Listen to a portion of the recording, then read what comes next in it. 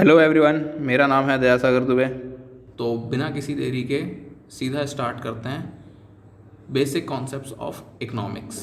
Economics is a study of satisfying unlimited wants with the limited resources, और जिन्हें हम square resources भी कह सकते हैं। इकोनॉमिक्स दो टर्म से मिलके बनता है। ये इसका ओरिजिन दो ग्रीक वर्ड से हुआ था। ओकाइस मतलब हाउस होल्ड, निमिनिन मतलब मैनेजमेंट। अगर दोनों को साथ में मिला दिया जाता है तो बनता है management of household. Economy is a system by which people of an area earns their living. हमारी सोसाइटी में, हमारे एनवायरनमेंट के अंदर जितने भी लोग हैं, एक स्पेसिफिक जोग्राफिकल एरिया के अंदर जितने भी लोग हैं, ये लोग जो अपनी लाइवलीहुड अर्न करते हैं, इस सिस्टम को इकोनॉमी कहा जाता है। इकोनॉमिक्स में मेनली तीन लोग होते हैं: हाउस होल्ड, प्रोड्यूसर्स और सोसाइटी। हाउस होल्ड्स चाहते हैं कि वो अपनी वेल्थ इस तरीके से स्पेंड करें ताकि वो अपना सेटिस्फैक्शन मैक्सिमम कर सकें। जो भी वो अपनी स्पेंडिंग कर रहे हैं उससे उन्हें मैक्सिमम सेटिस्फैक्शन मिले। प्रोड्यूसर्स चाहते हैं कि वो अपने रिसोर्सेज इस तरीके से एलोकेट करें कि उनका जो प्रॉफिट है वो मैक्सिमम हो सके। और eight the level of society हम लोग चाहते हैं कि जो सोसाइटी का वेलफेयर है वो मैक्सिमम हो सके। सोसाइटी में इलेक्ट्रिसिटी की फैसिलिटी हो, रोड फैसिलिटी हो, स्कूल फैसिलिटी हो। Scarcity and choice, essence of economics. अगर आप पूरी इकोनॉमिक्स को निचोड़ते हो तो आपको दो ही चीज़ें मिलेंगी: स्केर्सिटी और उसकी चॉइस। इकोनॉमिक्स का आधार यही है, इसी के ऊपर पूरी इकोनॉमिक्स बेस हो रखी है। स्केर्सिटी की वजह से चॉइस आती है। स्केर्सिटी का मतलब ये होता है कि आपके पास लिमिटेड रिसोर्सेज हैं। अब आपके पास अगर लिमिटेड रिसोर्सेज हैं तो आपको उनमें से चूज़ करना पड़ेगा कि आपको क्या यूज़ करना है। अगर आपके पास एक फील्ड है, उसमें आप अगर राइस उगाना चाहते हो या फिर वीट उगाना चाहते हो, तो आपको चॉइस करनी पड़ेगी। दोनों एक टाइम पे नहीं उग सकते। जो आपके पास आपके रिसोर्सेज हैं उनमें से आपको चॉइस करनी पड़ती है। जब चॉइस की बात आती है तो हमें उसमें से एक डिसीज़न लेना पड़ता है कि आपको राइस उगाना है या फिर आपको वीट उगाना है। अगर आप जब चॉइस करोगे तो उसमें आप इस तरीके से चॉइस करोगे कि कंज्यूमर इस तरीके से चॉइस करता है कि उसका सेटिस्फैक्शन मैक्सिमम हो, प्रोड्यूसर इस तरीके से चॉइस करता है कि उसका प्रॉफिट मैक्सिमम हो, और सोसाइटी इस तरीके से चॉइस करती है रिसोर्सेज का कि उसका सोशल वेलफेयर मैक्सिमम हो। प्रॉब्लम ऑफ चॉइस को ही इकोनॉमिक प्रॉब्लम कहा गया है।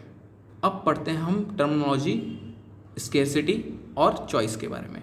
स्केर्सिटी एक ऐसी सिचुएशन है जहाँ पे जो हमें विश करते हैं, हम जो हमें चाहिए, जो हमारी वांट्स हैं, उससे हमें कम मिले। Scarcity implies a situation when supply of resources is less than the demand for resources. जो आपकी डिमांड है, जो आप चाहते हो, आपको चाहिए, उससे अगर चीज़ें कम अवेलेबल हैं तो उसको स्केर्सिटी कहते हैं।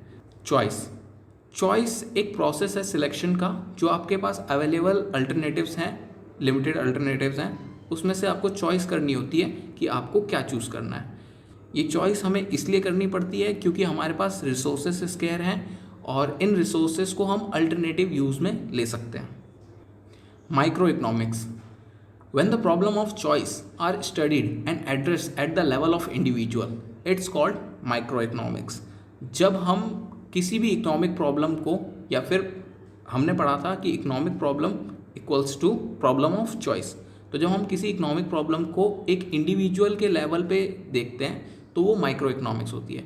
माइक्रो इकोनॉमिक्स में आप पढ़ते हैं जैसे इंडिविजुअल हाउस होल्ड के बारे में, इंडिविजुअल फर्म के बारे में, इंडिविजुअल इंडस्ट्री के बारे में, इंडिविजुअल मार्केट के बारे में। जहाँ पे भी आपको वर्ड इंडिविजुअल दिख जाए, इसका मतलब वो माइक्रो इकोनॉमिक्स की बात कर रहा है। इसका ओरिजिन ग्रीक वर्ड से हुआ था माइक्रोस, जिसका मतलब है स्मॉल। इसीलिए हम इसे कहते हैं कि ये एक इंडिविजुअल लेवल की स्टडी होती है। इसके एग्जाम्पल जैसे theory of demand, production theory, price determination and factor pricing. Macro economics, macro economics, इसमें इकोनॉमिक प्रॉब्लम को एड्रेस किया जाता है at the level of country as a whole. जब आप कंट्री के लेवल पे आप देखते हो किसी भी इकोनॉमिक प्रॉब्लम को, तब वो कहलाती है macro economics. Macro economics aggregate से डील करती है। एग्रीगेट्स का मतलब होता है कलेक्टिव यूनिट्स, यानी कुछ यूनिट्स को मिला के जो बन रहा है उसको एग्रीगेट कहते हैं। जहाँ पे भी आपको एग्रीगेट वर्ड दिख जाए, इसका मतलब समझना कि ये मैक्रो इकोनॉमिक्स के बारे में बात कर रहा है। जैसे aggregate demand, aggregate supply, macro economics word का ओरिजिन ग्रीक वर्ड से हुआ था मैक्रोस, जिसका मतलब है लार्ज। इसीलिए हम इसमें जो भी स्टडी करते हैं वो एज अ होल होती है किसी कंट्री के लेवल पे। के एग्जांपल है national income, total employment, general price level. कुछ डिफरेंस हैं माइक्रो और मैक्रो इकोनॉमिक्स के बीच में। माइक्रो इकोनॉमिक्स स्टडी करता है रिलेशनशिप और economic problem at the level of individual firm, individual household और इंडिविजुअल कंज्यूमर। और दूसरी तरफ मैक्रो इकोनॉमिक्स स्टडी करता है इकोनॉमिक रिलेशनशिप्स और इकोनॉमिक प्रॉब्लम की at the level of economy as a whole. Micro economics basically concern with the determination of output and price of individual firm और industry. Macro economics concern करता है determination of aggregate output and general price level in the economy. जब हम micro economics की बात करते हैं तो हम अज्यूम करते हैं कि यहाँ पे मैक्रो लेवल वेरिएबल्स हैं वो कांस्टेंट हैं, जैसे कि एग्रीगेट आउटपुट कांस्टेंट है। और जब हम बात करते हैं मैक्रो इकोनॉमिक्स की तब हम अज्यूम करते हैं कि माइक्रो वेरिएबल यहाँ पे कांस्टेंट है। माइक्रो इकोनॉमिक्स में मार्केट फोर्सेस से आपका प्राइस डिटर्मिनेशन होता है या फिर इकोनॉमिक प्रॉब्लम का सॉल्यूशन होता है। मैक्रो इकोनॉमिक्स में गवर्नमेंट पॉलिसीज़ आपकी इकोनॉमिक प्रॉब्लम्स का सॉल्यूशन निकालती है, क्योंकि वो as a country whole economic problem को एड्रेस किया जाता है। अब हम पढ़ेंगे दो टाइप की इकोनॉमिक्स के बारे में। एक होती है पॉजिटिव इकोनॉमिक्स और एक होती है normative economics. Positive economics deals करती है इकोनॉमिक इश्यूज से related past, present and future. Past में क्या हुआ था, प्रेजेंट में क्या है और फ्यूचर में इन डाटास को हम डिराइव करके क्या हम बता सकते हैं। तो इसमें सिंपली है कि what was, what is and what would be. Positive economics के कैरेक्टरिस्टिक्स में देखा जाए, पॉजिटिव इकोनॉमिक्स एनालाइज करती है इकोनॉमिक प्रॉब्लम को पास्ट, प्रेजेंट और फ्यूचर में।